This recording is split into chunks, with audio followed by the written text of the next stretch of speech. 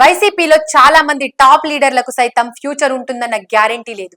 జగన్ కాంగ్రెస్ ను వీడి బయటకు వచ్చి పార్టీ పెట్టినప్పటి నుండి జగన్ వెంట ఉన్న వాళ్లకు సైతం వైసీపీకి ఫ్యూచర్ ఉంటుందన్న నమ్మకాలు పోయాయి.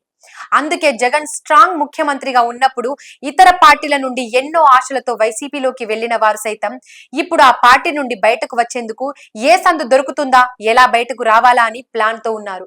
ఈ లిస్టులోనే వైసీపీకి చెందిన ఓ కీలక నేత ఎమ్మెల్సీ బీజేపీలోకి వెళ్లే ప్లాన్ లో ఉన్నట్టు తెలుస్తోంది. మరి ఆ లీడర్ ఎవరు, ఆ స్టోరీ ఏంటో చూద్దాం.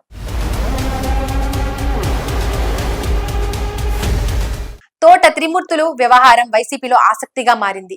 ప్రస్తుతం ఎమ్మెల్సీగా ఉన్న తోట త్రిమూర్తులు ఇటీవల జరిగిన ఎన్నికల్లో అసెంబ్లీకి పోటీ చేసి ఓడిపోయిన విషయం తెలిసిందే. జగన్ ఆయన సొంత నియోజకవర్గం రామచంద్రపురం కాదని తోటకు మండపేట సీటు ఇచ్చారు. అక్కడ ఆయన ఘోరంగా ఓటమి పాలయ్యారు. పార్టీ ఓడిపోయాక కూడా జగన్ తీరు వల్లే ఓడిపోయామన్న విషయాన్ని తోట ఓపెన్ గానే చెప్పేశారు.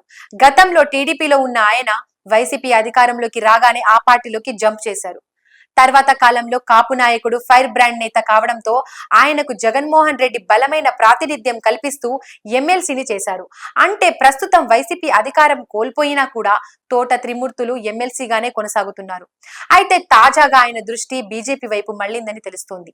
తాజాగా అసెంబ్లీ సమావేశాల నేపథ్యంలో బీజేపీ నాయకులు ఈ విషయాన్ని మంత్రి సత్యకుమార్ దగ్గర ప్రస్తావించినట్లు పార్టీ వర్గాలు చెబుతున్నాయి. తోట త్రిమూర్తులు బీజేపీ వైపు చూస్తున్నారని, పిలిస్తే వస్తారని సీనియర్ నాయకుడు విష్ణుకుమార్ రాజు చెప్పడం ఆశ్చర్యంగా మారింది. సత్యకుమార్ సైతం పార్టీలో చేర్చుకునే విషయం తన చేతిలో లేదని, అధిష్టానం చూసుకుంటుందని చెప్పారట. అయితే తోట త్రిమూర్తులు వ్యవహారం తన దాకా రాలేదని చెప్పుకొచ్చారు. నిప్పు లేందే పొగ రాదన్నట్టుగా తోట త్రిమూర్తులు ప్రయత్నాలు చాప కింద నీళ్ల మాదిరిగా జరుగుతున్నాయని తెలుస్తోంది.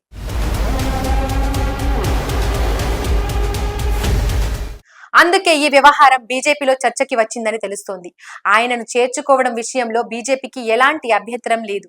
పైగా కాపుల నుండి కొంతమంది నాయకులు చేర్చడం వల్ల భవిష్యత్తులో ఆ సామాజిక వర్గం ఓట్లను తమ వైపు తిప్పుకునే అవకాశం ఉందని భావిస్తున్నారు.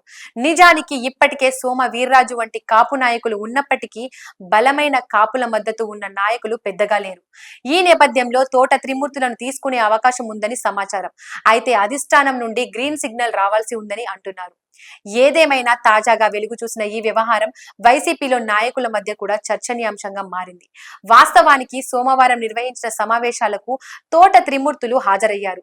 జగన్ పక్కనే ఉండి పోలీసుల వ్యవహార శైలిని కూడా ఆయన ఖండించారు.